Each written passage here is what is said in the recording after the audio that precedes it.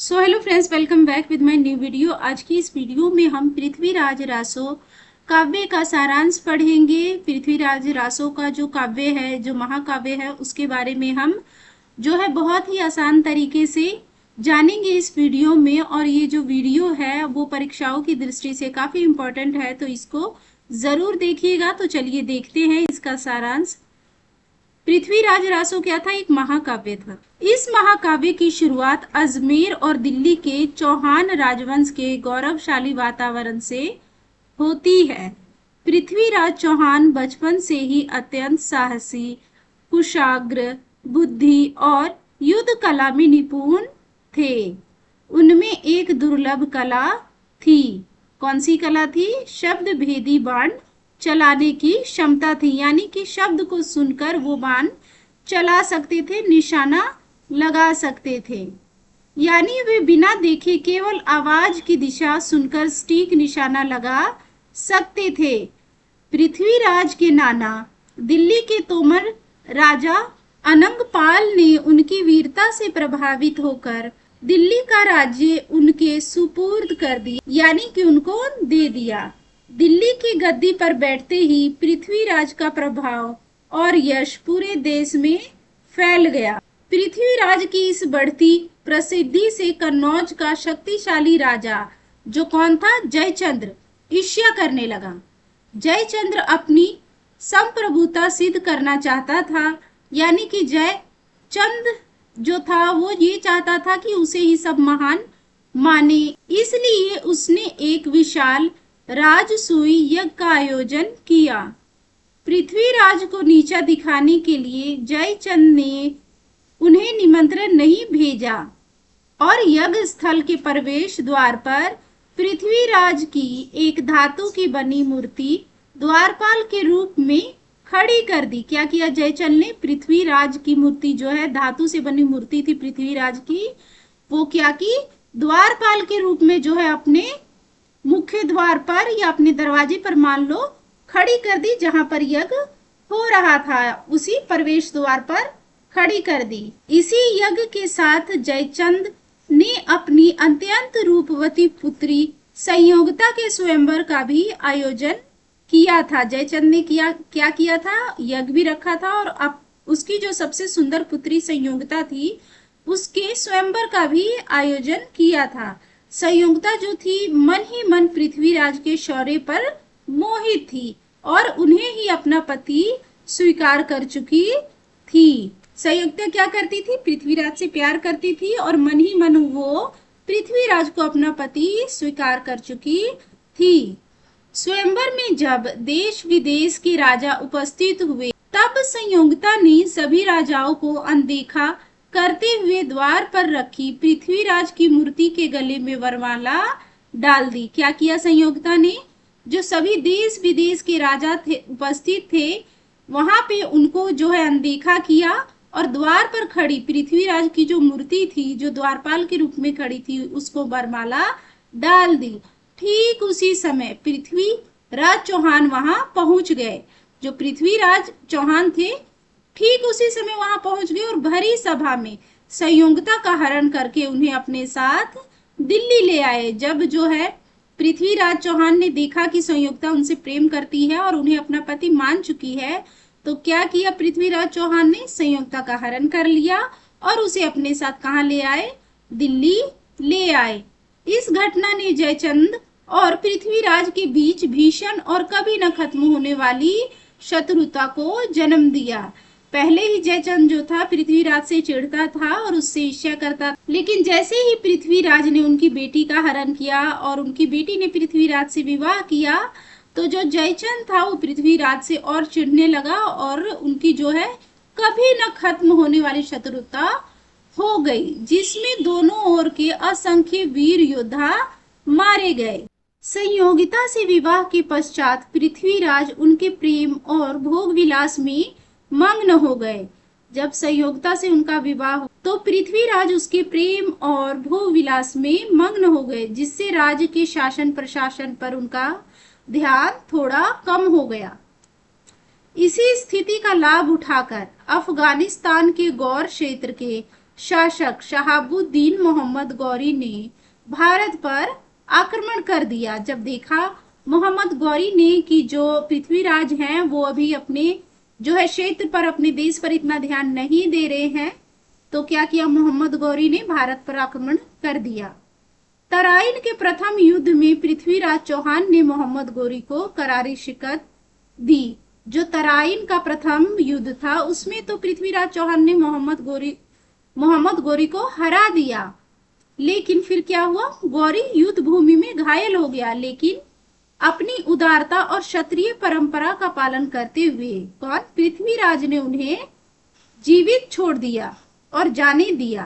क्या किया पृथ्वीराज ने, मोहम्मद गौरी हार तो गया और घायल भी हो गया, लेकिन पृथ्वीराज ने क्या किया, उस पर दया कर दी, उसे जीवित छोड़ दिया और वापस जाने दिया।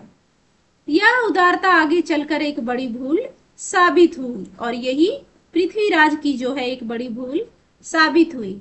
अपनी पराजय का बदला लेने के लिए गौरी ने पुनः तैयारी की और इस बार उसने पृथ्वीराज के कट्टर शत्रु जयचंद से हाथ मिला लिया। यानी कि किससे, पृथ्वीराज के ससुर जी से हाथ मिला लिया। वो पहले ही पृथ्वीराज से बहुत चिढ़ता था और वैसे भी उसकी पुत्री का हरण करके पृथ्वीराज दिल्ली ले आए थे, इसीलिए वो इन दोनों की जो है शत्रुता बहुत ज्यादा बढ़ गई थी। तो इसने क्या किया, मोहम्मद गौरी ने उसको पता था कि पृथ्वीराज और जयचंद के बीच बहुत गहरी दुश्मनी है, तो उसने क्या किया, जयचंद से ही हाथ मिला लिया।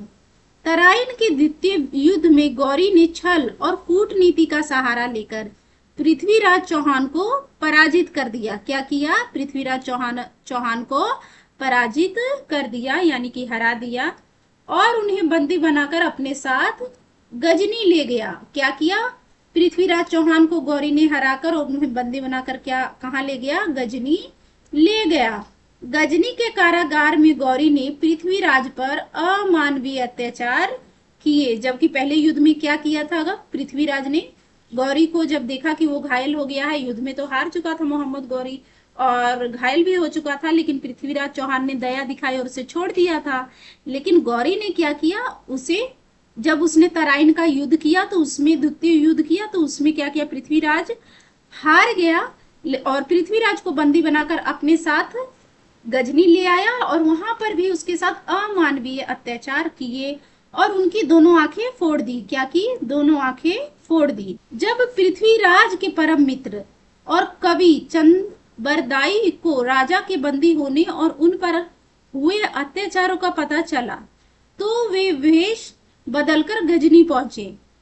जो चंद बरदाई थे वो पृथ्वीराज के परम मित्र थे और उन्होंने ही पृथ्वीराज रासो लिखी, जो कि एक महाकाव्य है। और उनको जब पता चला कि जो उनके परम मित्र है, उनके परम मित्र जो है पृथ्वीराज, उनको बंदी बनाकर जो है गौरी अपने साथ ले गया है, तो इन्होंने भी अपना वेश बदला और गजनी पहुंच गए।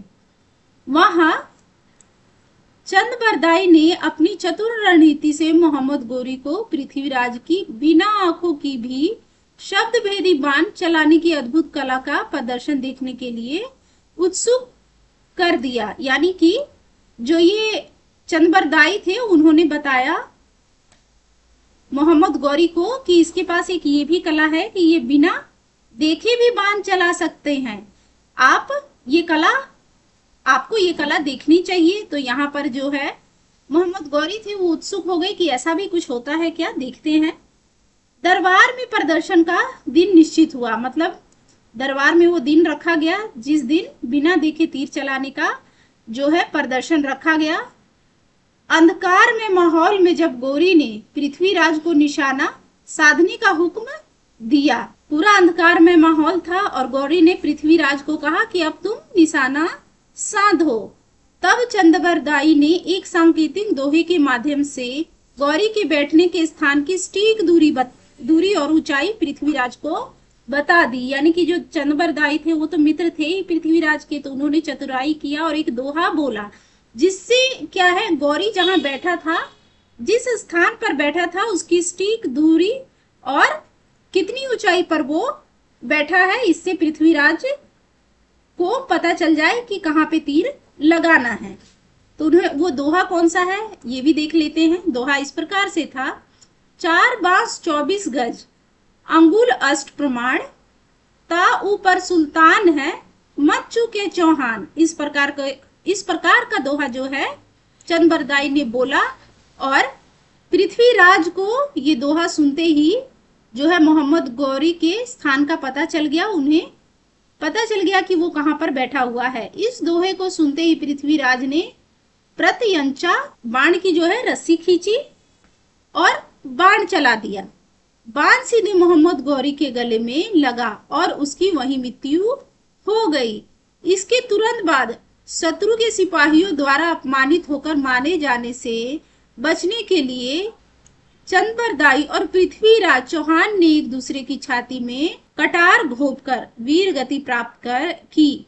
इसके तुरंत बाद जैसे ही मोहम्मद गौरी की मृत्यु हुई, उसके बाद शत्रु के सिपाहियों द्वारा, यानी कि जो शत्रु था कौन था, मोहम्मद गौरी, उसके सिपाहियों द्वारा अपमानित होकर मारे जाने से बचने के लिए, मतलब अब ये जो मोहम्मद गौरी था वो तो मर ही गया, लेकिन वहां पर उसके सिपाही भी थे, तो उनके द्वारा पता चल गया कि अब ये इन्होंने जो है उनके राजा को मार दिया है, तो वो अपमानित करते और फिर उसको मार ही देते। इससे बचने के लिए उन्होंने क्या किया, चंद्रबरदाई ने और पृथ्वीराज चौहान ने एक दूसरे को क्या किया, छाती में कटार घोंप दिया और वीर गति को प्राप्त कर ली और अपनी मित्रता तथा स्वामी भक्ति की एक अमर मिसाल कायम की। तो इस प्रकार से जो है पृथ्वीराज की कहानी थी। आपको ये कहानी कैसी लगी कृपया कमेंट में जरूर बताएं और इसी प्रकार की और वीडियो के लिए हमारे चैनल को सब्सक्राइब करें। धन्यवाद।